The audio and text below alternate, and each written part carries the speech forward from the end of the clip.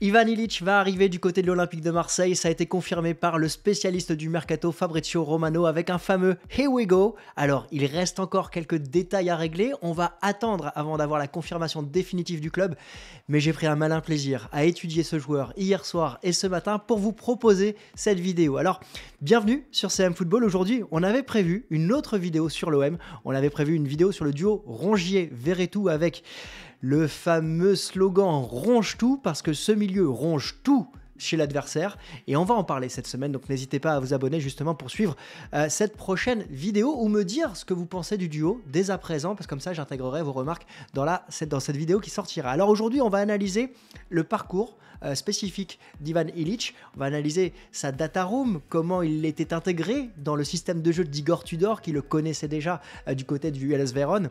On va analyser aussi ce transfert avec cet Olympique de Marseille qui a une nouvelle façon de gérer ses transferts par anticipation.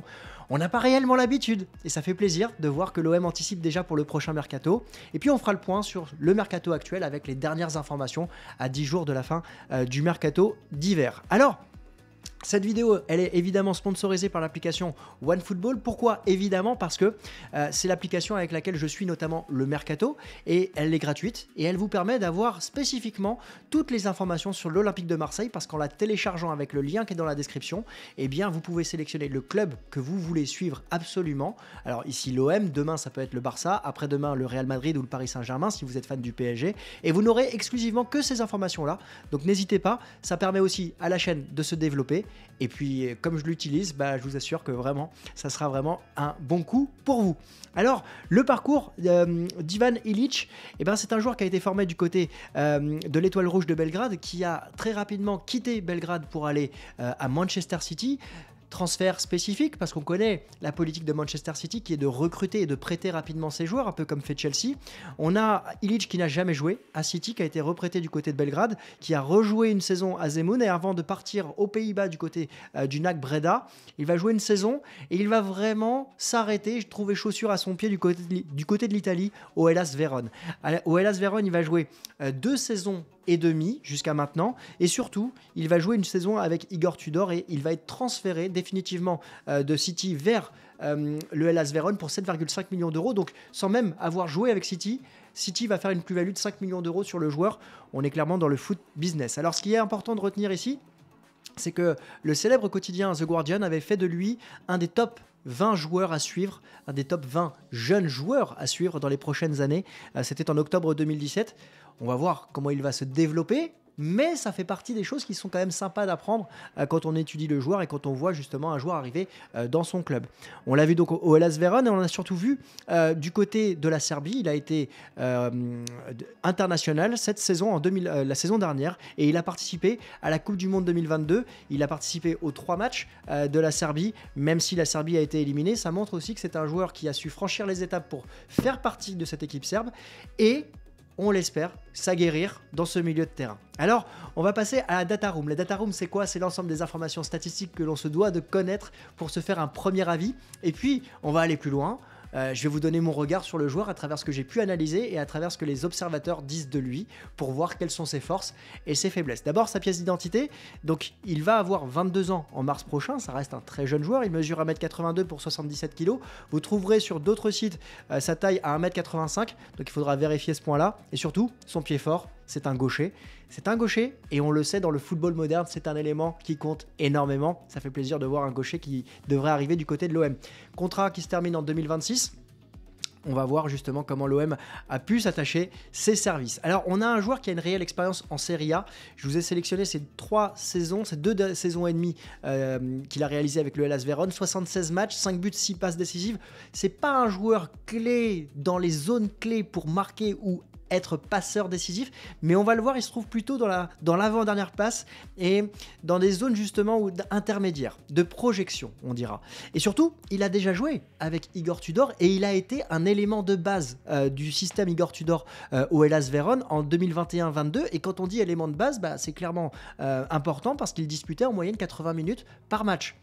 Donc, ça fait plaisir aussi dans cette ligne stratégique qui est définie entre Pablo Longoria, Javier Ribalta et Igor Tudor d'avoir un homme qui choisit un joueur qu'il connaît pour en faire un élément, je pense, central dans l'OM 2023-2024.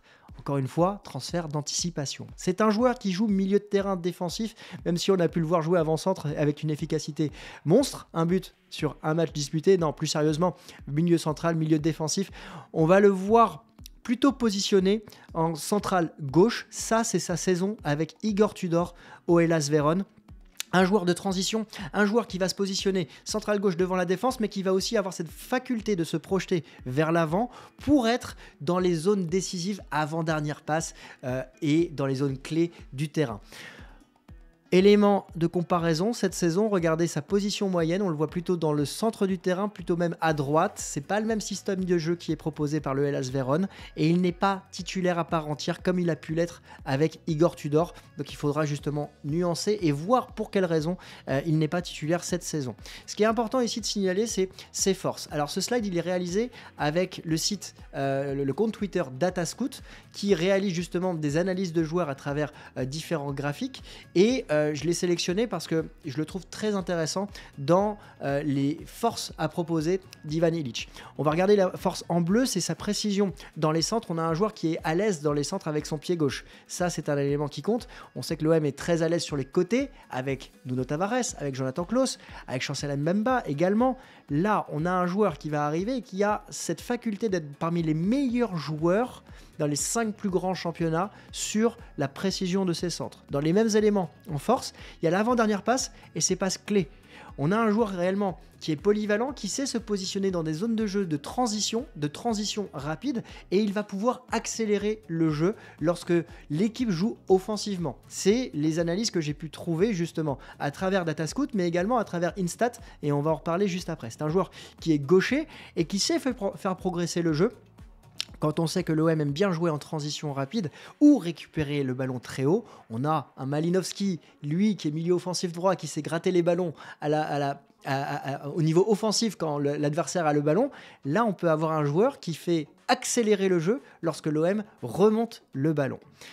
Après, il y a des éléments qui sont à progresser sur ce jeune joueur. Là, je me suis basé sur mon partenariat avec le site Instat qui vous permet d'avoir une compilation de l'ensemble des informations positives ou des zones de danger que le joueur met en place lorsqu'il joue. Et là, j'ai été chercher justement ses pires actions pour me faire un avis sur lui.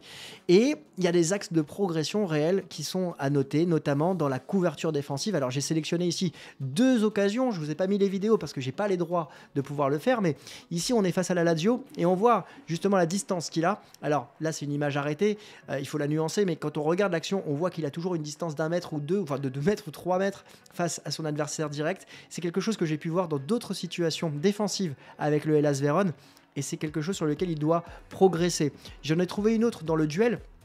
On a un joueur qui mesure, on a dit 1m82, 85, 77 kg. Il doit encore s'aguerrir dans les duels. Là, on est sur un duel avec Rafael Leao, le joueur portugais du AC Milan. Donc on est quand même sur un joueur top player.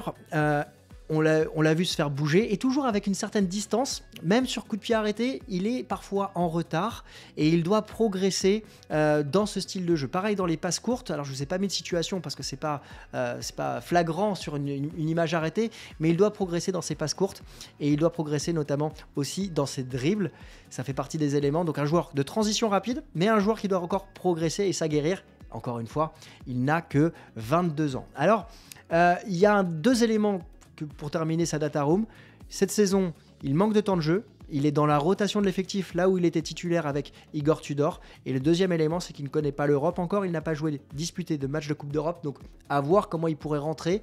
Mais il faudra nécessairement une phase d'adaptation lorsqu'il va arriver à l'Olympique de Marseille. Enfin, c'est un joueur qui est peu blessé, même s'il a loupé 6 matchs la saison dernière. 6 matchs déjà cette saison, des problèmes musculaires à regarder, mais on n'est pas sur un joueur qui a manqué, comme Eric Bailly lorsqu'il est arrivé l'été dernier, un nombre majeur de matchs par rapport aux matchs qu'il aurait pu disputer. Alors, comment faut-il analyser ce transfert ? On a déjà un joueur qui avait un contrat jusqu'en 2026, qui est estimé selon le site Transfermarkt à 14 millions d'euros, et l'Olympique de Marseille va s'attacher ses services, selon Fabrizio Romano, pour 15 millions d'euros plus 2 à 3 millions de bonus. Donc on est quasiment sur une enveloppe de 18 millions d'euros de transfert. C'est dans la fourchette haute des joueurs de l'Olympique de Marseille. C'est important parce que ça montre aussi le pari qu'est en train de faire Pablo Longoria avec Javier Ribalta sur ce joueur. On a une concurrence qui était existante avec Naples, avec la Lazio de Rome et le Torino.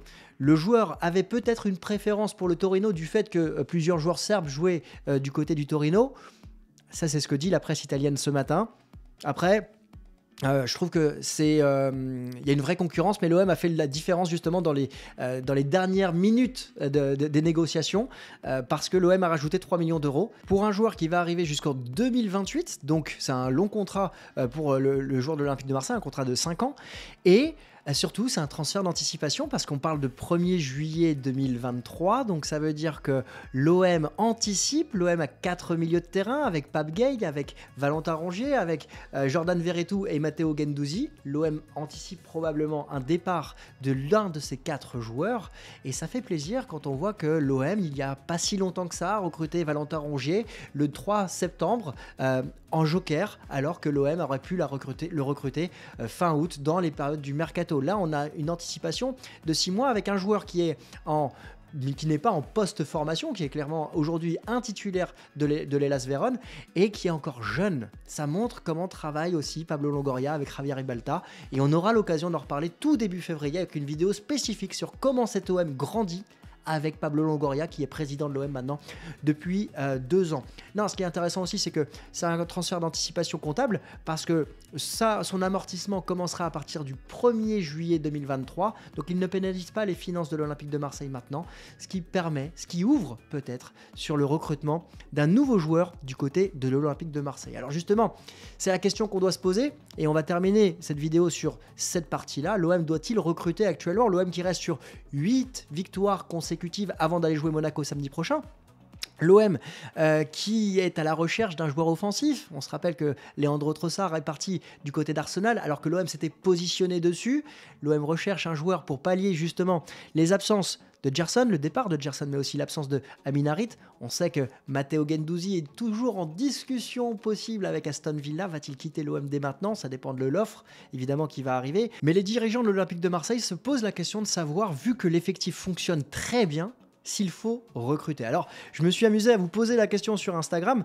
Vous avez été 78% à me répondre oui, il faut recruter un joueur offensif pour aller chercher cette place à la qualification à la Ligue des Champions, voire plus.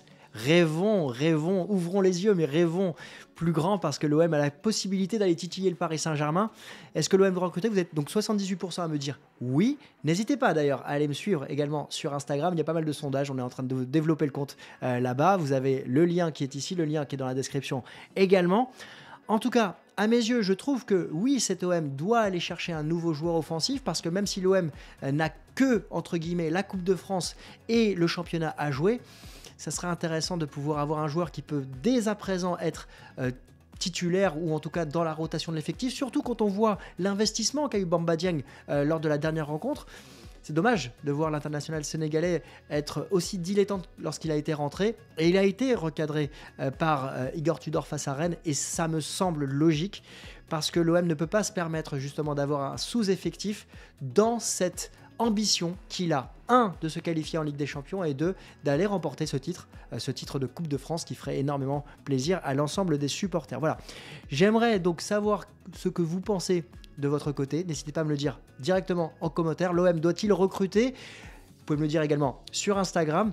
Moi, je vous retrouve cette semaine pour une nouvelle vidéo sur l'actualité du football, sur l'actualité de l'Olympique de Marseille. Probablement demain, on va se parler du Barça, on va se parler du Real aussi cette semaine, parce qu'on a vu ce Real qui s'est remis sur le droit chemin et qui va jouer un grand match face à l'Atlético Madrid jeudi. Et puis, on se parlera aussi de Marseille-Monaco qui arrive samedi soir, qui est un match qui peut permettre à l'Olympique de Marseille de battre son record de victoires consécutives dans son histoire avec 9 victoires et de prendre 3 points de plus face à un adversaire direct à la course à la qualification à la Ligue des Champions. Voilà. Je vous souhaite à tous une excellente journée, une très belle semaine et on se retrouve très vite pour une nouvelle vidéo sur l'actualité du football et sur l'actualité de l'OM. À très vite. Ciao.